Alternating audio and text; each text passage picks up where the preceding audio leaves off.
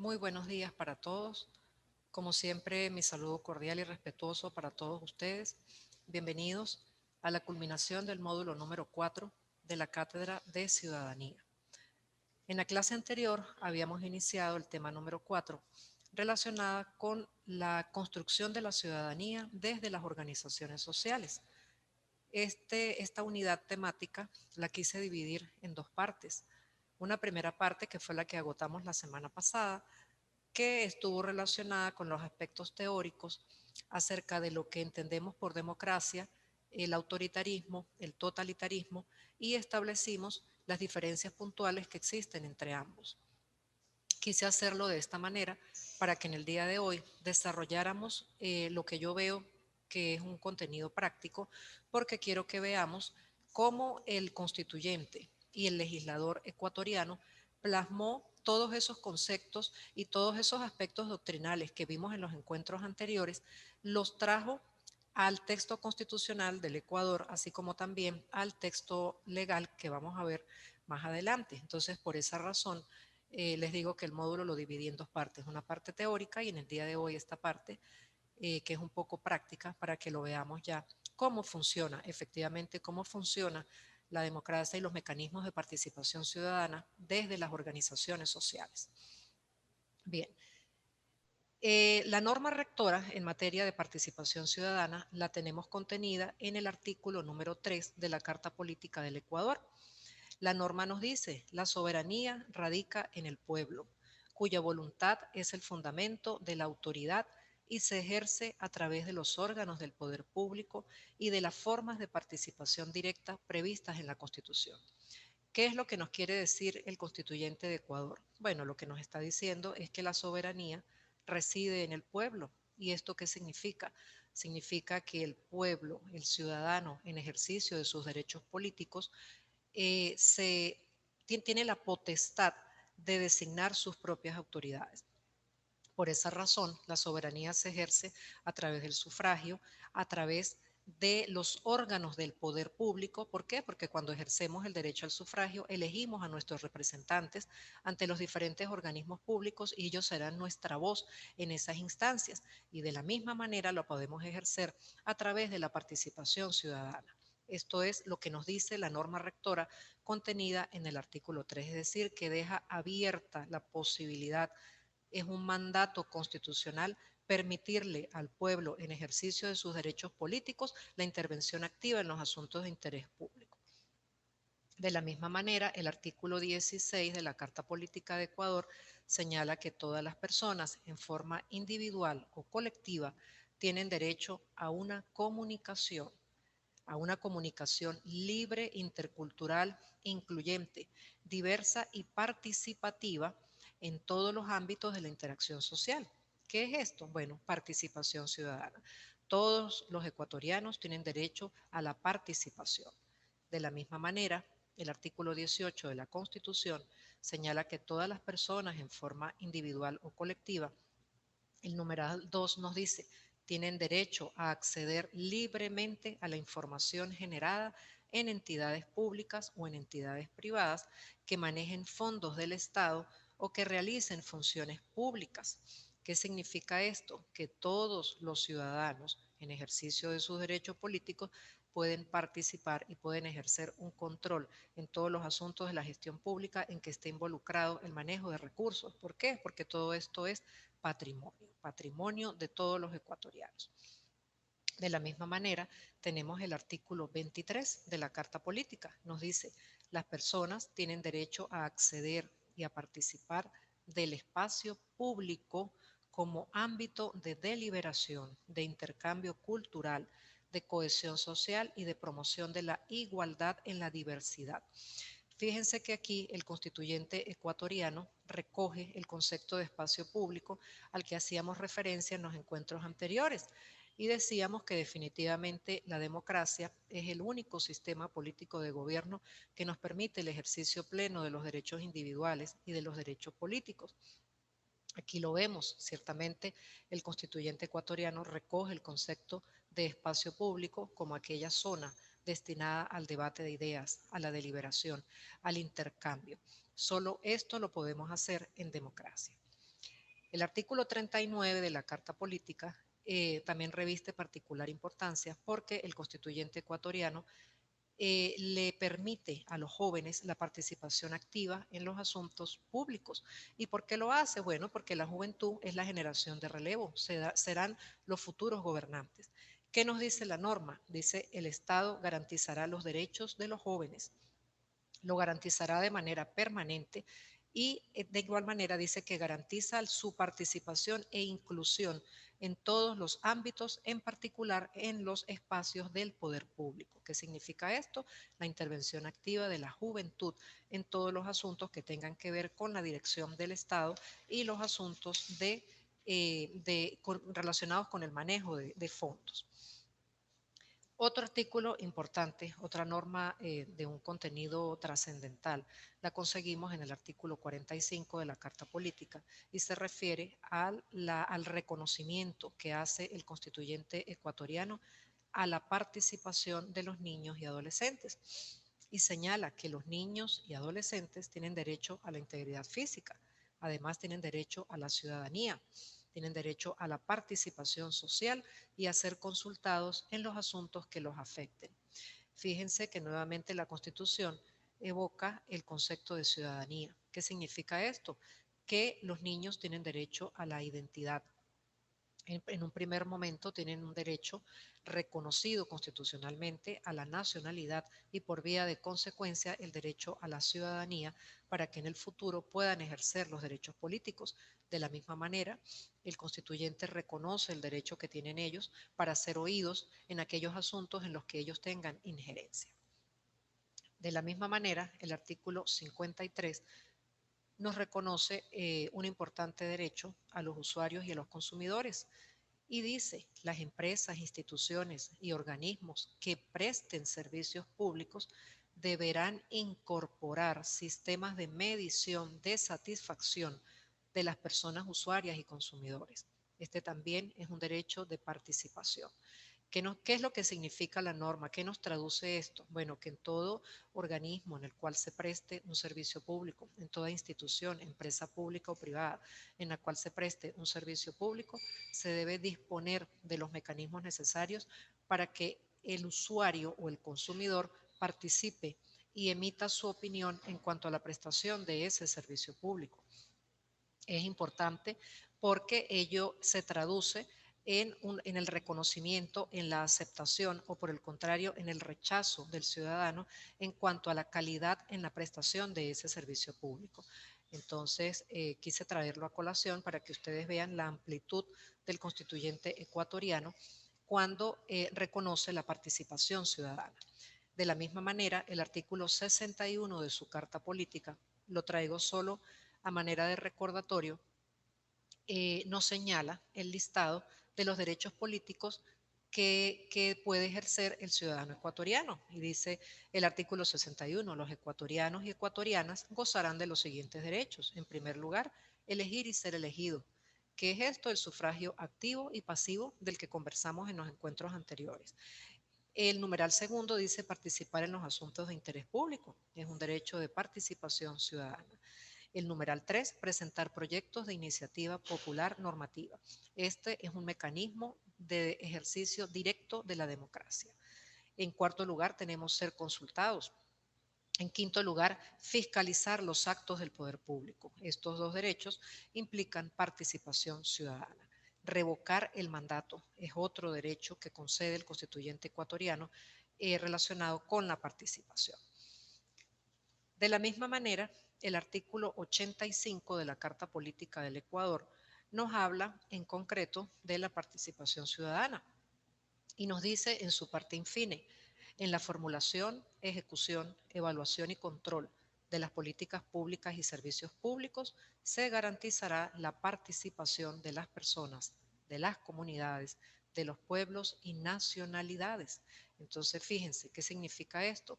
Que el ciudadano, bien sea de manera directa o a través de los mecanismos que establece el ordenamiento jurídico ecuatoriano, puede participar en el control de la gestión pública, inclusive puede participar en la formulación del régimen presupuestario de la República a través de los diferentes mecanismos que le confiere el ordenamiento jurídico.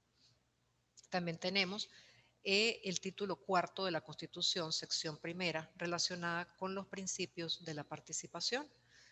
El artículo 95 nos dice que los principios relacionados o inherentes a la participación ciudadana son la igualdad, la autonomía, la deliberación pública, el respeto a la diferencia, el control popular, la solidaridad y la interculturalidad. Estos principios son desarrollados legislativamente por la Ley Orgánica de Participación Ciudadana en su artículo número 4, que lo vamos a ver en unos minutos un poquito más adelante.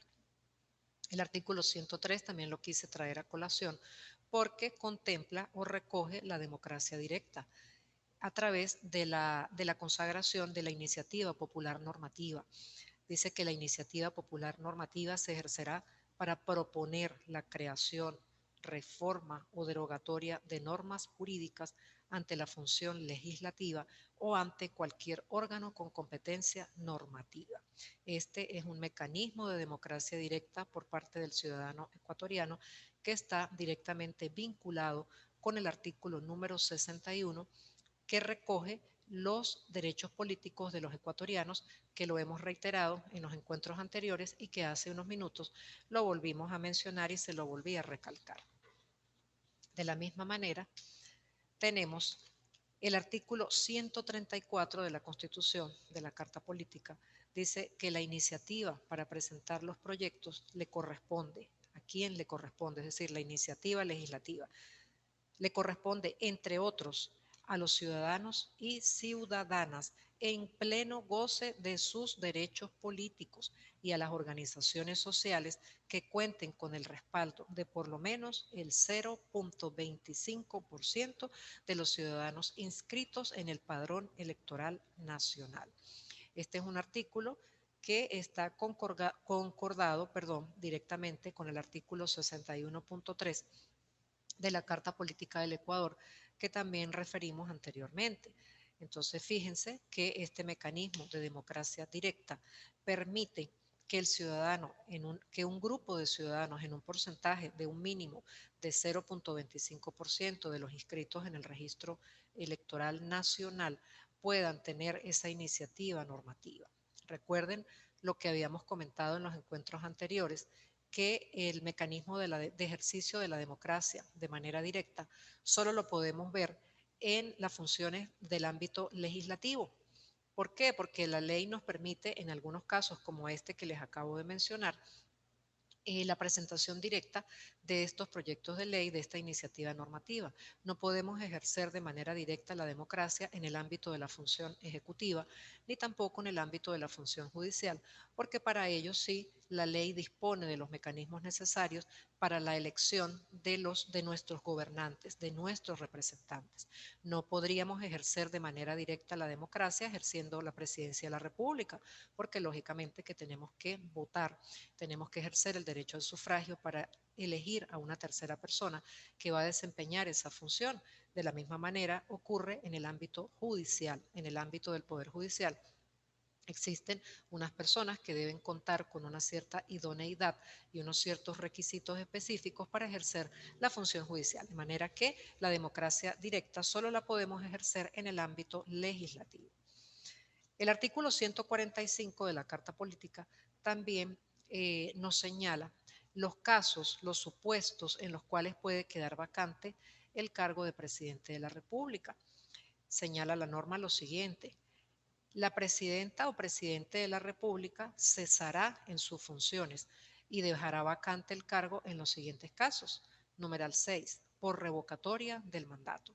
Entonces, fíjense que este es un mecanismo de participación ciudadana que le permite a los ciudadanos revocar el mandato, es decir, decirle al presidente de la República: usted no cumplió con los planes de gobierno, usted no cumplió con el mandato que le conferimos al momento que lo elegimos, por lo tanto, usted va a ser revocado, usted quedó revocado. Entonces, es un mecanismo de participación ciudadana. De la misma manera, el artículo 434 de la Constitución nos señala la participación de la ciudadanía en la designación de los magistrados integrantes de la Corte Constitucional. Nos señala la norma: los miembros de la Corte Constitucional se designarán por una comisión calificadora, pero además añade la norma por concurso público, con veeduría y con posibilidad de impugnación por parte de la ciudadanía.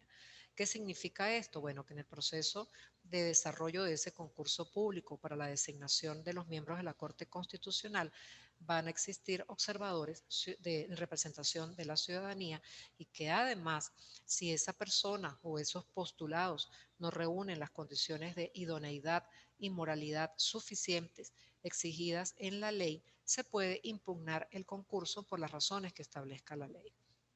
El artículo 444 también reviste particular importancia desde el punto de vista de la participación ciudadana porque contempla la convocatoria a la Asamblea Nacional Constituyente. Recuerden que uno de los mecanismos para reformar el Estado y para reformar la Carta Política es la convocatoria a la Asamblea Nacional Constituyente, que es un mecanismo que permite modificar inclusive la estructura política del Estado, la estructura orgánica del Estado. ¿Qué nos dice la norma? Dice, la Asamblea Constituyente solo podrá ser convocada a través de consulta popular o también puede ser convocada por el 12% de las personas inscritas en el registro electoral. Entonces, fíjense el poder que tiene el ciudadano, la participación ciudadana en este caso, para la convocatoria a una Asamblea Nacional Constituyente.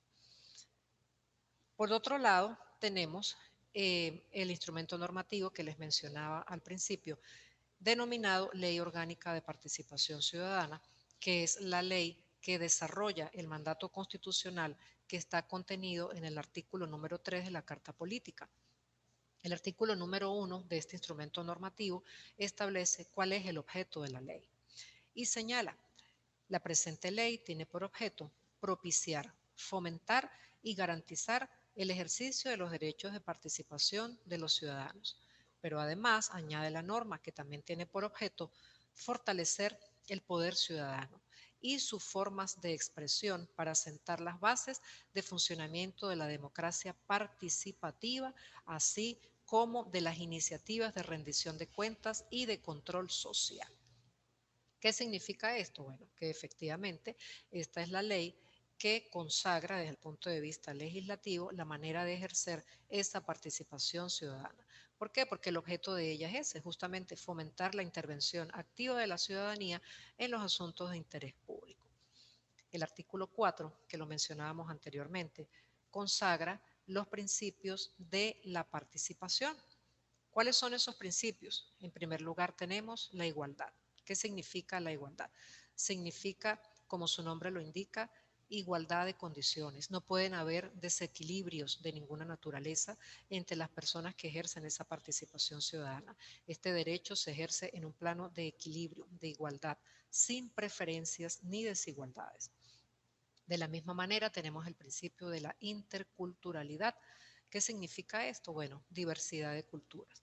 Recuerden que el Ecuador es un país en el que confluyen diferentes representaciones indígenas, diferentes etnias, diferentes culturas ancestrales y por lo tanto el constituyente ecuatoriano le confirió a ellos también la participación activa en el ejercicio de sus derechos ciudadanos.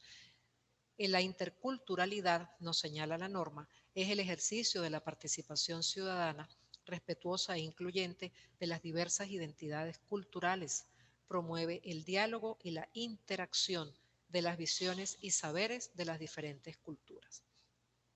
De la misma manera, tenemos el principio de la plurinacionalidad.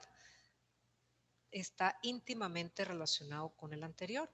¿Y qué nos dice la ley? Dice que es el respeto y el ejercicio de la participación de los ciudadanos, colectivos y comunes, comunidades, pueblos y nacionalidades indígenas. Es decir, que todos pueden participar, todos pueden intervenir activamente en los asuntos de interés público porque todos tienen que ser oídos.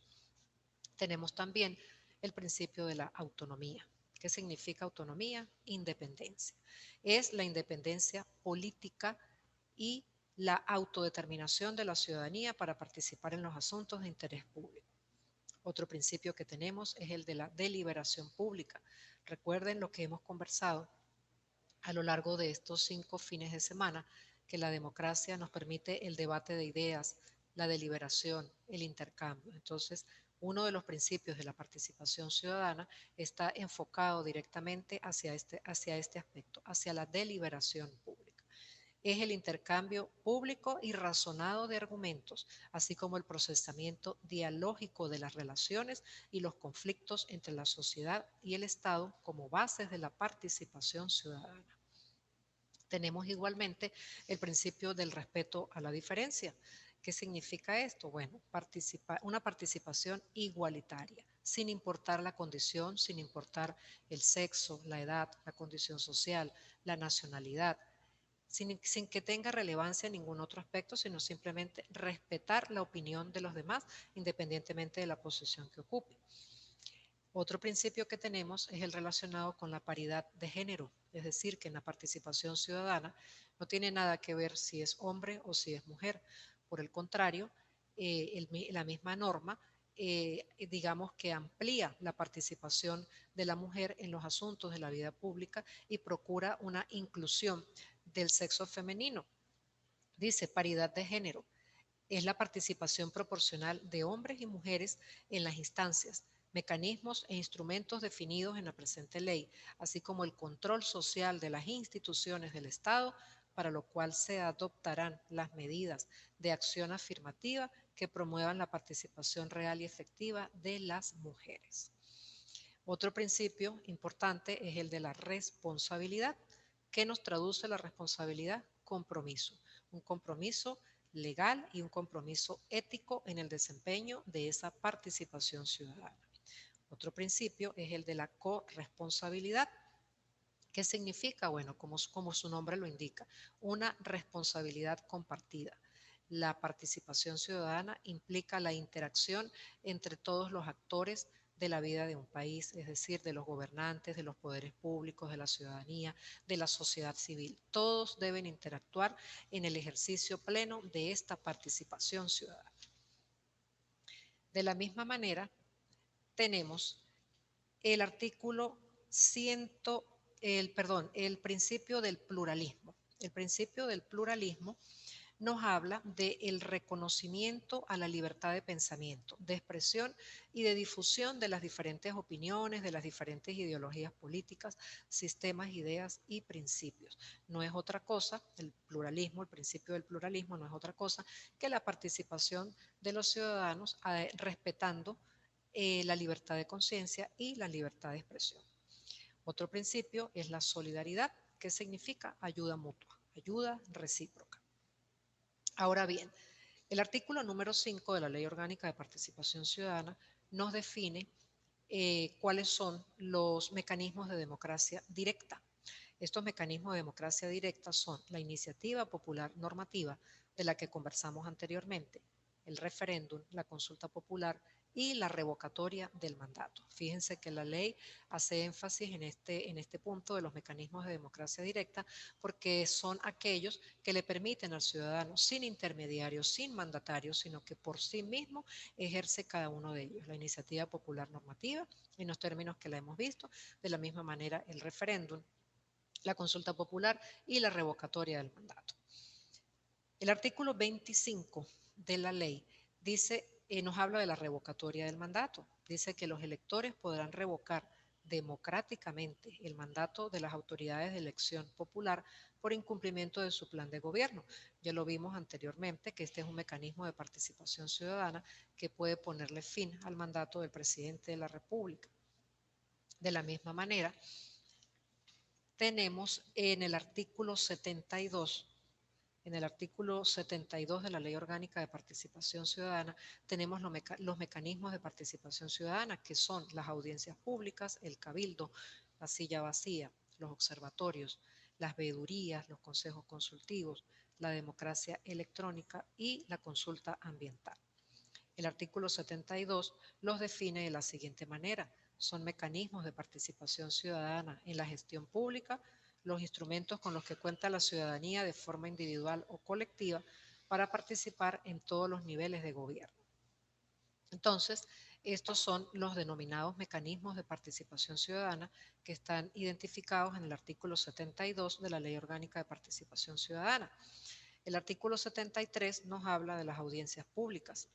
Dice que las audiencias públicas son aquellas instancias de participación que están habilitadas por la autoridad responsable para oír la opinión de los ciudadanos, es decir, una especie de reunión pública con los mandatarios para que el pueblo pueda concurrir a ella y expresar su opinión para elevar a esa autoridad gubernamental las peticiones de su comunidad. Tenemos igualmente en el artículo 76 el Cabildo Popular. El Cabildo Popular es una instancia de participación ciudadana más focalizada, más localizada al entorno municipal en el que todos nos desenvolvemos. Y dice, el Cabildo Popular es una instancia de participación cantonal para realizar sesiones públicas de convocatoria abierta a toda la ciudadanía para discutir asuntos vinculados directamente con la gestión municipal. De manera que cuando una comunidad en específico tenga un requerimiento concreto, pues puede acudir a estos cabildos populares para que su representante, su gobernante, su mandatario tenga conocimiento de esas necesidades. Un mecanismo que me pareció en lo personal muy novedoso y muy importante es el denominado la silla vacía. ¿Qué significa la silla vacía? Significa que en toda reunión de los gobiernos autónomos va a existir un espacio especialmente reservado para uno o más representantes de la comunidad. Fíjense qué importante es esta figura al permitirle, yo diría que de manera obligatoria, la participación de la comunidad, de la ciudadanía en este tipo de deliberaciones. Nos dice el artículo 77. Las sesiones de los gobiernos descentralizadas son públicas y en ellas habrá una silla vacía que será ocupada por un representante o varios representantes de la ciudadanía. De la misma manera, tenemos en el artículo 78 las denominadas veedurías para el control de la gestión pública. El artículo 79 nos habla de los observatorios. Estos observatorios tienen como finalidad elaborar diagnósticos, informes y reportes con independencia y criterios técnicos con el objeto de evaluar, de impulsar y de monitorear el cumplimiento de las políticas públicas. Es una especie de recomendación, una recomendación desde el punto de vista técnico, una vigilancia también desde el punto de vista técnico hacia las políticas públicas que desarrollan sus gobernantes. El artículo 80 nos habla de los consejos consultivos, como su nombre lo indica, son instancias de consulta compuestas por ciudadanos. El artículo 82 también merece de particular relevancia porque está relacionado con la consulta que debe hacerse hacia los asuntos que estén estrictamente o directamente vinculados con decisiones que involucren el medio ambiente. Dice que la consulta ambiental a la comunidad. Toda decisión o autorización estatal que pueda afectar el ambiente deberá ser consultada con la comunidad. Entonces, piensen ustedes en la trascendencia de decisiones que en materia ambiental pudieran tomar sus gobernantes, deben oírse la opinión de la ciudadanía. El artículo 101 de la Ley Orgánica de Participación Ciudadana nos habla de la denominada democracia electrónica o como también se le conoce al gobierno electrónico. ¿Qué significa este gobierno electrónico? Significa que todas las instituciones públicas tienen que tener un portal web disponible con toda la información relacionada con ese organismo. Esto implica, por ejemplo, hacer pública la base normativa, la visión, la misión de ese organismo, es decir, ofrecer un espacio web para que el ciudadano pueda tener conocimiento de cuál es la gestión de ese organismo. Dice que debe tener dispuesto un portal web con información relativa a las leyes, a las ordenanzas, a los planes, a los presupuestos, a las resoluciones, a los procesos de contratación, de licitación y compras, entre otros. Las autoridades públicas de todas las funciones del Estado mantendrán un espacio dedicado en el portal institucional para poder informar, dialogar e interactuar con la comunidad. Bien, fíjense que a lo largo de los 4 módulos, nosotros siempre fuimos de lo más pequeño a lo más grande, o sea, de lo concreto, de lo más concreto hacia lo más amplio y empezábamos desarrollando el concepto de ciudadanía, el concepto de nacionalidad, luego hicimos un paseo por los deberes, por los derechos ciudadanos y luego caímos hacia todo el tratamiento legal que tiene la participación ciudadana porque era la manera de desarrollar la materia de una forma adecuada, idónea, para que pudiéramos comprender realmente la trascendencia que tiene la ciudadanía en el ámbito de la formación. Desde el principio de la cátedra yo les decía que esta era una materia que tenía un contenido jurídico, pero que también tiene un contenido formativo.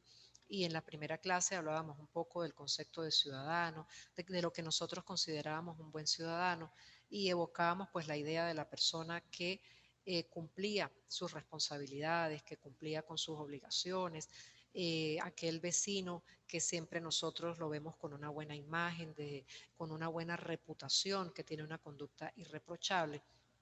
Y esos pues son aspectos que realmente los aprendemos desde la formación del hogar. Y luego pues caímos al ámbito del desarrollo de la persona en el ámbito de la sociedad y vemos el reconocimiento del Estado, el reconocimiento por parte del Estado de los derechos ciudadanos que son de contenido estrictamente político hasta llegar a la participación ciudadana, que fue lo que vimos en este último módulo, en esta clase que estamos desarrollando en el día de hoy. Es nuestra última clase, nuestro último encuentro. Y como les comentaba, pues lo quise desarrollar de esta manera para que ustedes vieran cómo el constituyente y el legislador ecuatoriano plasmó en un texto normativo todos esos conceptos, todos esos principios y valores que vimos a lo largo de la materia. Bien, de mi parte, pues yo los felicito nuevamente por la iniciativa que tuvieron para participar en la materia. Realmente estoy muy complacida con ello. Finalmente, les reitero nuevamente la felicitación por su participación, agradecida con el IESIP por la oportunidad que me brindó. Realmente me complace mucho poder compartir con todos ustedes y los felicito, realmente los felicito, quedo completamente a la orden. Recuerden que les dejé encomendada en cada semana, al final de cada módulo, el cumplimiento de una actividad, la cual deben cumplir, ¿no? Recuerden que deben desarrollarla en todos los aspectos de nuestra vida, tenemos que cerrar ciclos, tenemos que cumplir. Entonces, pues agradecida con ustedes y los invito para que culminen satisfactoriamente la materia con su ciudadanía y cumplan con las actividades encomendadas. Éxito para todos, feliz día y nuevamente mis felicitaciones y mi agradecimiento por su participación.